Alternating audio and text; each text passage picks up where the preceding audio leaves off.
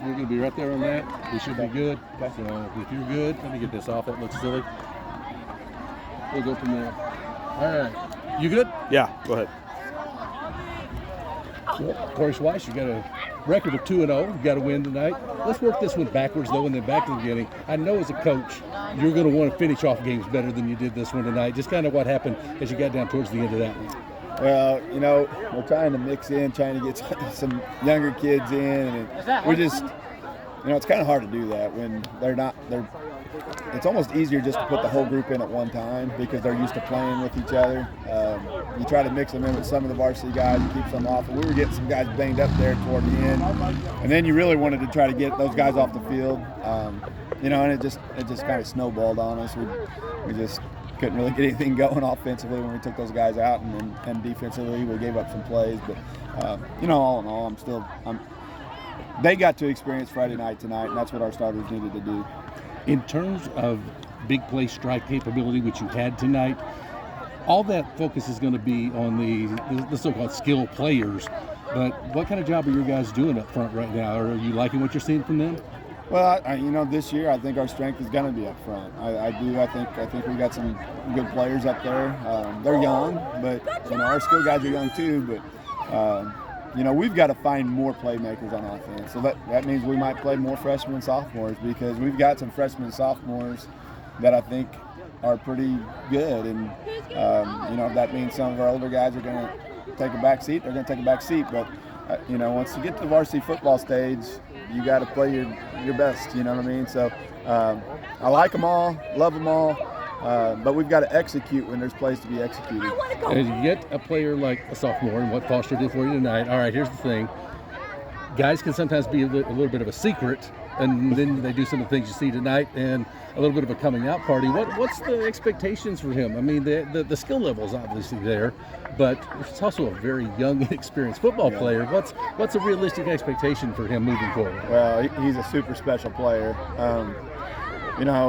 We've had some come through here, and he's going to be one. And I even mentioned there on the sideline, I was like, maybe we shouldn't be using him so much. Everybody's going to find out who he is tonight. But I think it is what it is. It's going to open it up for other guys, and we're going to have other guys step up. We had opportunities for other guys, and they missed out on those opportunities. And that's why I said, he's only a sophomore. We got some other pretty good freshmen and sophomores. So, we'll just probably try to start working them in, and heck, who knows? We might play a bunch of young kids. I know you had those drop passes early. We talked about that at the half. Had a couple also in the second half. Are you still pretty confident, though, in what your passing game can be? Are those balls that are going to be caught eventually, or do you worry that can be an issue?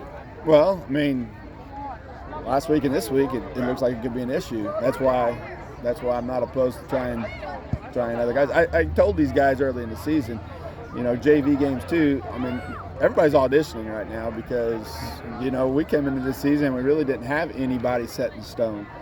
We had a couple guys that we thought were going to be set in stone, like Karras, but outside of that, pretty much everybody's auditioning. So, some people are going to make the most of it and some people aren't. And, the starting lineup in week 5 and 6 and 7 is going to be different than the starting lineups in 1 and 2. People are going to get their shots. People fail. People get their shots. People succeed, and that's kind of how it works. And you have teams like you did in the last 4 years, and that's never really an issue because you kind of know what you got coming back. But we've had years like this before. When the starters at the end of the season aren't the same as what you thought you were going to have at the beginning. So. And I'm not counting those guys out at any means. I mean, I think they're still going to have opportunities, and they'll have opportunities in JV games because even the guys that were not catching the balls are juniors, so they can play some JV if they need to try to get better. Wrap it up with this because we talked about it during the broadcast tonight. At some point, I mean, you guys as coaches and players, you had to move on from being a state champion as soon as you knew this season was going on. I get that. At some point, is it also a little bit nice from your perspective if, hey, media, townsfolk, and everybody else – stop worrying so much about what we did last year, and now let's just focus. It was fun. It was an amazing experience, but we also have to move on.